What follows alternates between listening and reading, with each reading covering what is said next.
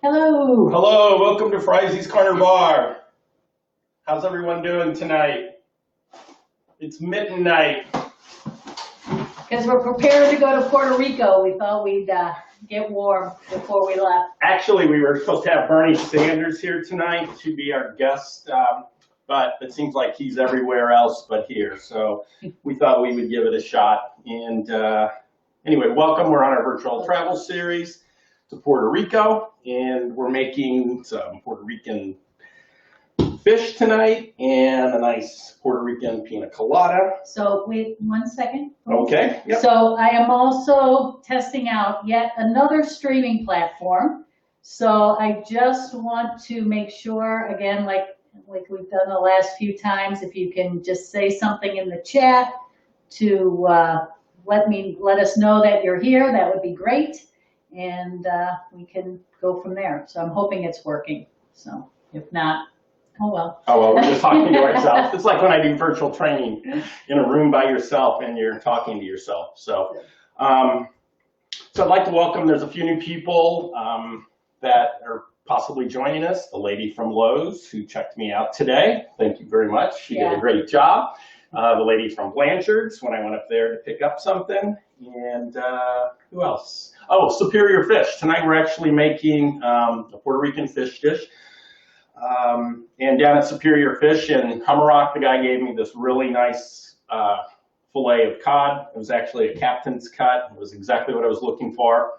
He was very excited about our show, so I'm hoping that he's joining us tonight. So I guess what I'll do is just talk a few minutes about what I'm preparing. So I got approximately 2 pounds of captain's cut cod. And if you don't know what that is, that's the loin portion. So it's about 1.5 inches thick. It's a nice long piece. It was very fresh. He said it just came in this morning. They might all say that, I don't know. But anyway, so then what I did is I heated the oven up to 350. I put the cod into little fillets. I sliced them up. I'll show you those when the timer goes off.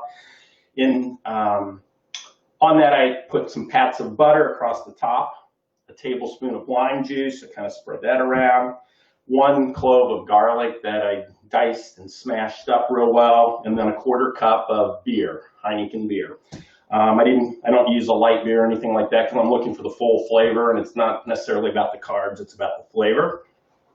And that goes into the oven for approximately, I say start looking at the fish at about 20 minutes because the last thing you want to do is overcook it, and depending on how thick your fish is, it's going to determine how long you cook it. The recipe called for 30. I have the timer set, and it's going to go off in about 50 seconds, so I have to talk very fast. So then after that is done, or while that's cooking, then I took my skillet, which I have over here, and I have 3 tablespoons of sunflower oil. I added a whole onion that I sliced up. I didn't dice it, I just sliced it. I added 2 nice cloves of garlic that I diced up. I sauteed that for about 3 minutes. And let me just back up. You always want to start your onions first, get those going, and then add the garlic at the very last minute possibly because you don't want to overcook the garlic. And garlic's very delicate, so it's not as strong or as powerful as an onion. An onion takes a little longer. So once that was done, then I added in some tomato paste, oregano, chicken stock, some white wine, and I used, we're not big bell peppers people. It called for a green one. I used an orange one because I thought it'd give it a little bit better color. And there goes my timer. And I cooked that for approximately 10 minutes and a tablespoon of tomato paste. So when that's done, I'm going to pull the fish out, and then I'm going to put that into my pan, and I'm going to just sort of let that go for about 10 minutes. Because what I want to have happen is the fish sort of absorb the flavors, and then we're going to eat. It's going to be bon appetit. And along with that, I've made a nice tossed salad. It's in a bowl. It's all mixed up, ready to go. And then I got some of those little bitty mini potatoes that I washed off, and then I put them in a Ziploc bag. I threw some olive oil in there, some salt and pepper in there, and they're cooking. And then I also picked up 2 nice stuffed quahogs down at Superior Fish in Hummerock. And those are going to be sort of our appetizer. And then what I've decided to serve, I went down, I pulled out this little bitty bottle of Scribe. This is a 2014 Chardonnay. We're not big Chardonnay drinkers because we don't like oakiness, and we tend to drink more French Chablis or French Chardonnays, white Burgundies, things of that nature. But this is a skin-on, meaning that when they fermented this, that's why it's in a small barrel. It's got a beautiful color. This is a 2014. You really can't buy this locally. We had this shipped from California back in. I think we bought it when we were in California. Yeah, we may have. I don't remember, but we got it back in like 2015 or 16 when we were out there on a visit. And this is actually from Sonoma. It's not from Napa. Everyone thinks California, they always think Napa. Sonoma has a ton of great wineries out there. So you can find this online. They have a nice selection of all different kinds of different styles of wine, from rosés to Chardonnays to Pinots to whatever. But it's a tiny little vineyard. I mean, it's tiny. Like this came from, I think, like 8 acres that they have for their Chardonnay grapes. Anyway, I've talked a lot. I have to check the fish, so turning it over to Shannon. Okay, thank you. Well, I can't see any stream chat comments on this software that I'm testing out. So unfortunately, I don't think we're going to be able to interact tonight. So I apologize for that, but it's also a helpful test, knowing that that this is not going to be the one that we're going to use, which I'm a little sad about because it was actually the cheapest, but it is a beta version. So, but we'll go from there. So we are going to Puerto Rico. This will be the last Caribbean destination. We're going to move out of the Caribbean, and we're not exactly sure where we're going to go next. Most likely Europe. We'll do some things in Europe, but we absolutely want to do New Orleans the week of Mardi Gras. So, but we don't have a plan for next week.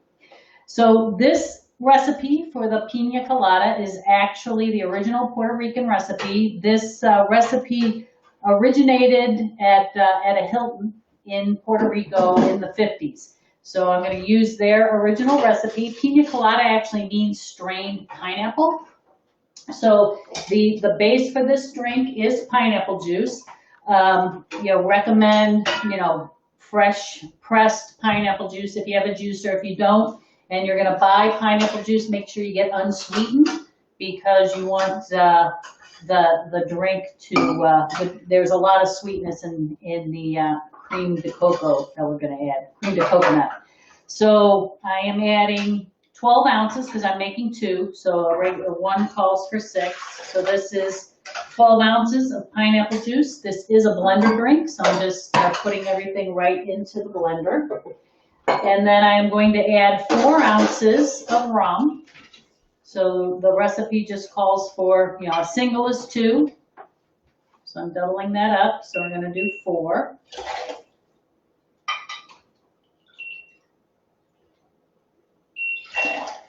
And then we are going to do an ounce of coconut cream. Now, coconut cream, when you open it up, it's always separated. It kind of has the syrup at the bottom and the coconut fat at the top.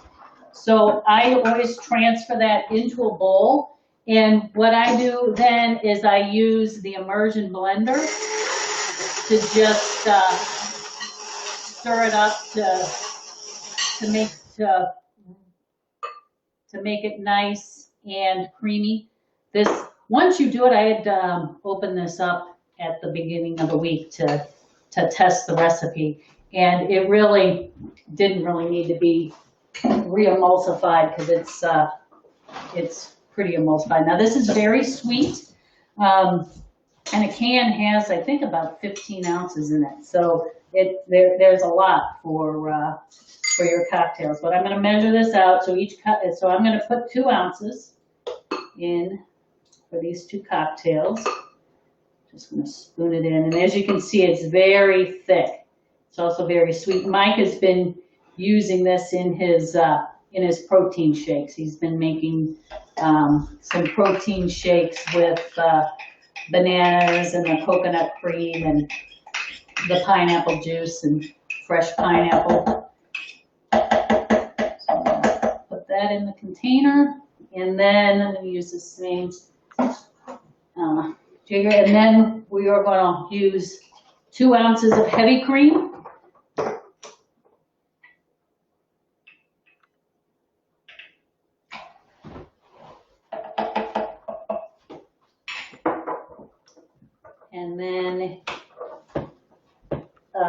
whole cup of ice. And you want to use crushed ice, measure it out in a cup. And then we are just going to give this a quick blitz in the blender. Because the ice is crushed, you're really just kind of incorporating everything. So, about 15 seconds. So I'm going to turn this on real quick. Oops, I turned it off.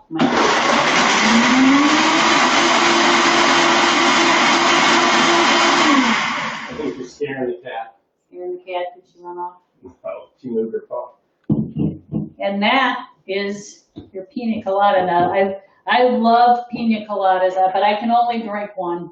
It's whenever I go to a tropical destination. This is the first drink that I'll order at the pool, and it makes me feel like I'm actually on vacation. So I do love the pina coladas. So you want to pour this into a 12-ounce glass, and you can see this is not like frozen frosty, which I actually like. It's not kind of like the it's more of a milky, fluidy drink than it is a frothy drink. Then I serve it with 2 straws, and then you want to garnish it with a pineapple wedge and a cherry, which is the traditional garnish. And there are your pina coladas. So we won't taste that until Mike, do you have something to show us over there? I do, just a second. Okay. So.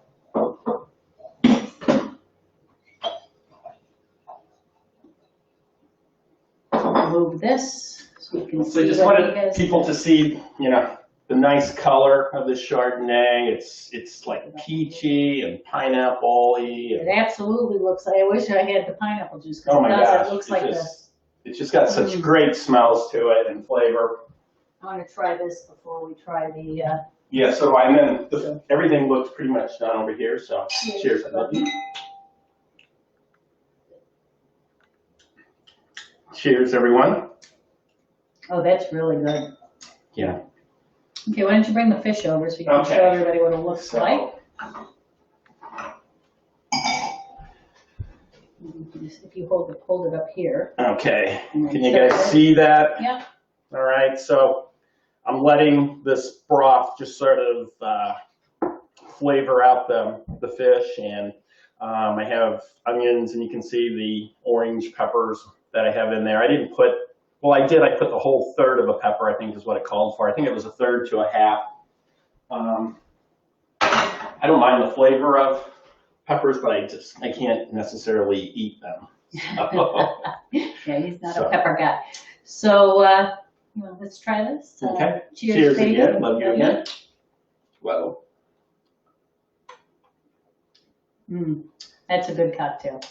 Yes, this would be much better in a beach chair. Yes, sitting on a beach chair. At about 85 degrees. But like I said, the fact that it's not overly icy, it's not going to give you a brain freeze or anything like that. But it's very good. Yeah, it's not a slushy style drink like you typically would get at a resort where it's a bunch of ice, or it's not like a Slurpee or anything by any means. It's almost like a milkshake. Yeah, I'd say it's more like a a very tasty milkshake. Yes. So. Okay. All right, cheers everybody. Have Thank a great you for week. joining us. And sorry that Bernie couldn't make it, but I'm sure he's somewhere with his mittens. And I'm sorry we couldn't interact on the live stream. So next week we will. Yes, we'll try some other software. Have a great week. Bye-bye. Bye-bye.